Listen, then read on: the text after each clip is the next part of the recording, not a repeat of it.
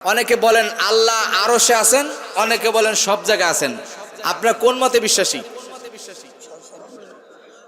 সব জায়গায় বিশ্বাসী। এই কথাটা বললে আহলে হাদিসের ভাইরা আপনারা পাল্টা প্রশ্ন করবে। কি প্রশ্ন করবে জানেন? বলবেন যে যদি আল্লাহ সব জায়গা হয় তাহলে কি আল্লাহ বাথরুমে আছে? নাউজুবিল্লাহ। আর একটু জোরে কোন। ওনারা এই প্রশ্নের জবাব, সব প্রশ্নের জবাবটা হবে এভাবে যে আল্লাহ আরশ সৃষ্টি করার আগে কোথায় ছিল? আরশ সৃষ্টির পরে বলেন তো আরশটা কি আল্লাহর সৃষ্টিজীব না? আল্লাহর সৃষ্টি কিনা বলেন? আরশ, কুরসি, লৌহ কলম, আসমান জমিন, গ্রহ নক্ষত্র এগুলো কি আল্লাহর সৃষ্টি কিনা? এগুলো মাখলুক না? তাহলে মাখলুককে আল্লাহ সৃষ্টি করছেন, এই জন্য আল্লাহর নাম খালেক, সৃষ্টিকর্তা। তা সৃষ্টিকর্তা এগুলো সৃষ্টির আগে কই ছিল? সেই জায়গায় আছে। তারা কি বলবেন? বলবেন যে বাথরুম, রান্নাঘর, এই যে আমার স্যার, আল্লাহ আমার ছোট বস্তু না যেটা নিচে পড়ে গেছে, নাউজুবিল্লাহ।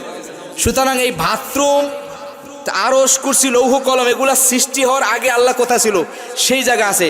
পৃথিবীর এমন কোনো বস্তু নাই, এমন কোনো জিনিস নাই, এমন কোনো পবিত্র জিনিস নাই যেটা আল্লাহ রব্বুল আলমিনকে নিচে নিবে বা উপরে নেবে। আল্লাহ যদি আরশের উপরে বয় তাহলে বোঝা যায় আল্লাহ নিচে আর আবার ঠিক কিছু জিনিস আছে। এতদিন আল্লাহ আরশের বাইরে ছিল, এখন আরশের উপরে উঠে বসছে, নাউজুবিল্লাহ কোন।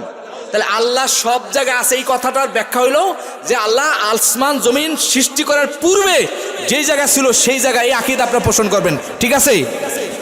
লা ইলাহা ইল্লাল্লাহু মুহাম্মাদুর রাসূলুল্লাহ, এইটা আরশে লেখা। সেই আরশের উপরে আমার আল্লাহ অধিষ্ঠিত হয়েছেন, এ ব্যাপারে কথা আছে।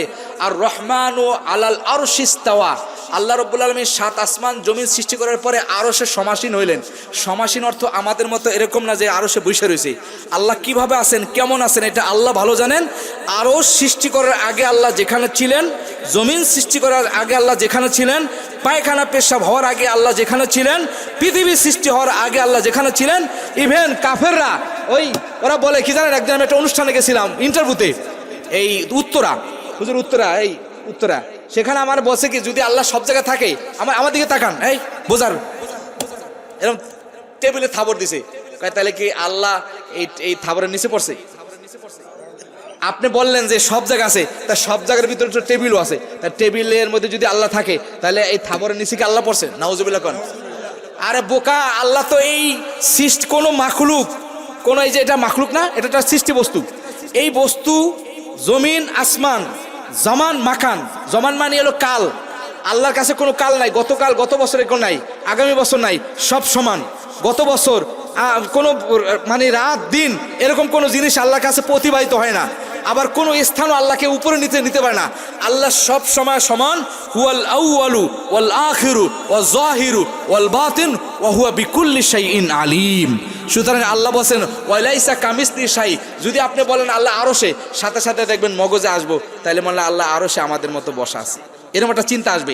এই জন্য আমরা বলি কি আল্লাহ নিরাকার। আল্লাহর আকার আছে কিন্তু সেই আকারটা আমরা জানি না, বিধায় আমরা যদি বলি যে আল্লাহর আকার আছে, তখন সাধারণ মানুষের আকার খুঁজবে কি আল্লাহ কি তাহলে জিনের মতো, তাহলে আল্লাহ কি ভালো মানুষের মতো, আল্লাহ কি নবীদের মতো, আল্লাহ কি সূর্যের মতো, আল্লাহ কি চন্দ্রের মতো, আল্লাহ কি কোনো বস্তুর মতো, এরকম একটা গবেষণা আপনার আসবে। এই জন্য আমরা আহলুস সুন্নাত ওয়াল জামাতের আকীদা হচ্ছে আপনি বলবেন আমার আল্লাহ নিরাকার। নিরাকার অর্থ হলো এটার আকার জানা নাই। বলবেন যে কিয়ামতের দিন তাহলে আল্লাহ দেখা দিবেন কেমনে? নিরাকার হইলে নিরাকার আল্লাহর আকার আছে কিন্তু আমাদের জানা নাই, বিধায় আমরা এই কথা বলি। নবী মেরাজে গিয়ে তাহলে কারে দেখলেন? এই আহলে হাদিসের ভাইরা আমাদেরকে পাল্টা প্রশ্ন করে, যদি আল্লাহর আকার নাই থাকে তাহলে আল্লাহর কাছে নবী আরশে আযিমে গেলেন কেন?